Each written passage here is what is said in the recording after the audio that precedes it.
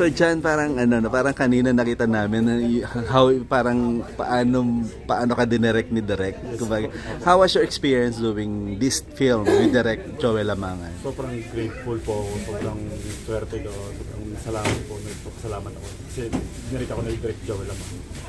Pero sabi nga parang you wanna give up, di ba? Pero paano yung nagtulak sa'yo to push through with this? This is your big break eh, tapos you wanna give up, di ba? Parang ganun. Yung una po talaga, pero po kinausap ko yung sarili ko na parang kaya ko to, kayang-kaya ko to talaga. Tapos kinausap po ako ni Direk na kaya ko rin, nilungan ako ni Direk. Yun po, naggawa ko ng maayos. Pero ano yung isa sa mga natutunan mo kay Direk doing this film? Ano yung tinuro niya sa'yo na bagay? Sobrang dami po, huwag kang suko, focus ka lagi, tapos kailangan ayusin mo, parang focus ka lang talaga para makuha mo yung gusto niyang emotion, gusto niyang i-direct. Do you think this is your big break? Di ba, big break as an actor? Kasi parang ikaw ang lead eh, di ba? Si Sid Marino, you're a Marine here, di ba? For me po, yes po. Kasi Direk Joel po, best director sa Pilipinas. Tapos best break ko po talaga. Kasi nakapag gumawa na po ako sa labas, dalawa. Ngayon po, pangatlo. Tapos how was the scene? Doon lalo na doon sa ano no, sa beach na nakaano lang kayo, plaster lang, di ba? Hindi ka ba nailang, natakot na baka may sumilip or masilipan kayo, di ba? Hindi naman po. Mas inaalalayan ko po yung mga babaeng kasama ko. Mas tinatakpan ko. Kasi ako lalaki naman po. Kaya wala po sa akin. Plaster ba? Parang wala plaster. Nasa dagat. May mga part po na hindi ako nag-plaster. May mga part na nag-plaster ako. Pero may ano, kasi this is Viva Max, may mga pa-exposure bang mangyayari ba? Or aside, may mga ganun bang mangyayari dito, aabangan? Actually po, lahat po na naibigyan na namin dito. Front, lahat, back, lahat po. Ewan ko lang sa... Kung ipapakita. Kung ipapakita. Opo. Tapos, how is it working with Atasca, with Victoria, tapos si... Sobrang ano po, sobrang wala po silang arte. Talagang game na game din po sila. Kaya hindi po kami nahirapan sa mga eksena. Gagaling po nito, sobrang. Last on me, parang you're a part of a boy group, yes, di ba? Yes, so, kamusta anong sabi ng mga kasamahan mo? Did you invite them to watch? And itong... Actually, yung mga ka-member ko po ng Magic Boys, kasama rin po sila sa... May eksena po na kasama din sila. Okay. Tapos kahapon po, kami ng two-song, ginawa po ni Viva. Okay. So, kumbaga...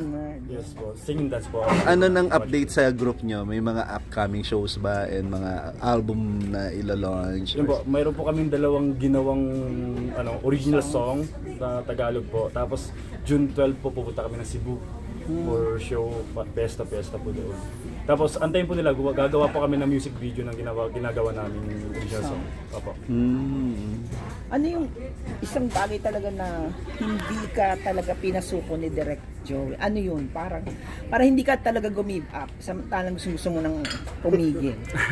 Yun ano po, yung kinausap niya po ako, sabi niya kung di mo ba kaya ngayon, pagpahinga ka muna. Kasi nung time po na yun talaga, wala pa ako sa tulog. So sabi niya, gusto mo i-next day natin. Sabi niya, sige po Direk ako. So yung kinausap niya po ako ng yun po, ganun po yung nangyari. Hindi, sa sarili mo, ano yung pinaka-motivation sa sarili mo na? Yun po, kasi sobrang mahal ko po talaga yung pag-acting kasi nag-workshop po ako dati ng Star Magic. So parang kaya ko to, na siguro kinalawang lang ako sa tagal kung hindi umacting nung time na yun. Kaya kinausap ko na po sarili ko na kaya ko to, huwag ako Pero dati nakaka-acting ka na sa ibang mga ginawa. Opo, nakagawa na rin po ako ng mga indie movie before, nag-lead na rin po. Pangatlong lead ko na po actually to. Pero ito po yung challenge kasi Direk Joel po. So, kinabahan ka lang. Kinabahan na, siguro po na-tense lang po ako nung umpisa, then the second day naman po, kayang-kaya naman. Totoo ba yun? After nung, sa last scene talaga, napahingi ka ng chocolate? Opo, kasi last scene po, sobrang hirapan ako kasi nabilat po kami, lumublob sa dagat, so parang sobrang drain na po ako. Tapos lahat ng eksena ako yung ako yung kumuha, tapos sobrang heavy drama.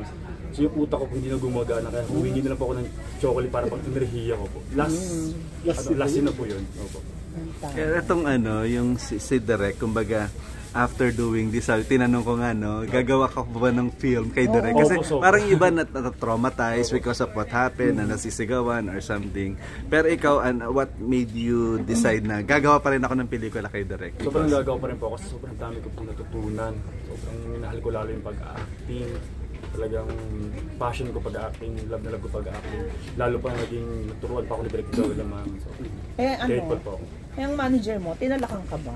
Opo, kailangan din po ako ng Si manager. LPG. LDG po. Tinawagan po niya ako sa phone yun. Tapos Yung sabi ni nagalit. Direk, Lito! Nagagalit po siya sa akin. Hindi po. Isa rin po yung manager ko na nag-convince sa akin na kaya mo yan. So, parang si Tito Lito po. Last manager ko na po ito. Kumbaga parang last Marami ka manager na bang- na hindi na ako, iaalay ko na sa kanya lahat yung Hindi pero ka ko nga, kung ano hindi nga mangyayari. gumigive up sa'yo yung mga ano mo eh. Pero marami kang dinaanan ng managers before? Dalawa lang po. Dalawa. Pangalawa po. Ano sabi sa ni Lito nung sinabi, nagsumbong sa kanya si Direk na mag-give up ka na Tinawagan po niya daw? ako, galit na galit po sa akin. Sabi ko, sorry po ako sa manager ko, sorry po ako, sobrang wala po talaga akong tulog. Tapos, parang kababalik ko pa lang sa acting kasi wala po ng pandemic, hindi po ako umacting eh. So parang, kaya ano parang pa, yung utak ko kinalawang. napurulan ka napuro din. po. Tapos biglang nag-Direk Joel Lamang. agad-agad. Hindi ka ba nag-ano muna? Pwede bang Workshop. mag-workshop muna ako bago ko sumalang? Kasi direct Joel Lamangan to. Biglaan po kasi yung taping nung namin nun eh. Kaya parang hindi na ako nakapag-workshop po. Parang dire-diretso na po kasi kailangan doon po gawin. Paano ka na nakarelate doon sa character mo? Bilang as parang seaman yung role mo dito, di ba? Sobrang parang true story po sa akin yun kasi dati po akong mangingisda sa Pangasinan, mama ko po. Saan? Sa probinsya, Pangasinan, Dasol po. So, parang nangingisda rin po ako na-try ko rin mangingisda dati. So, tapos, eksenang yun. Parang actually true story talaga siya. Nangyayari talaga sa tao na seaman mo naluloko. Tapos, Sa bar yun. may stress, yung stress mo, para mawala stress mo, makipag-anuhan pa lang sa partner mo para mabawasan. True story talaga siya. So, alam mo yung mga klase ng mga isda?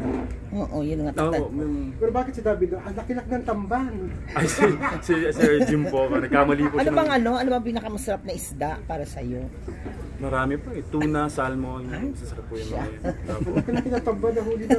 Puro mamahalin yun ah. Opo. O, hindi ba merong isdang tampal Bakit po? talaga kailangan panoorin ng mga tao itong Sisid Marina? Ano yung mga matutunan nila? Sobrang dami po. Itong Sisid Marino na po, parang sobrang iba siya sa mga ibang film story. Sobrang ganda ng story, sexy, drama, Cinematography. photography, lahat eh. Sobrang ganda po. Parang pang international po siya. Hindi siya lang pang Pilipinas. Paano ko, nararamdaman ko makakarating ng ibang bansa. Magulat ka pag ikaw nagkaroon ka ng award. Yun po yung pangarap ko, magkaroon po ng award. Yun na po isang dream ko sa buhay, magkaroon ng award. Pero para papunta ng zombie, ito puro kagatan ito, no? Oo, kagatan. Stress kasi sila, halos namatay na sa sobrang gutom, wala nang kinain. May gano'n. Oo, Meron meron sila ng ano eh. So may ganung Opo. excess. Please.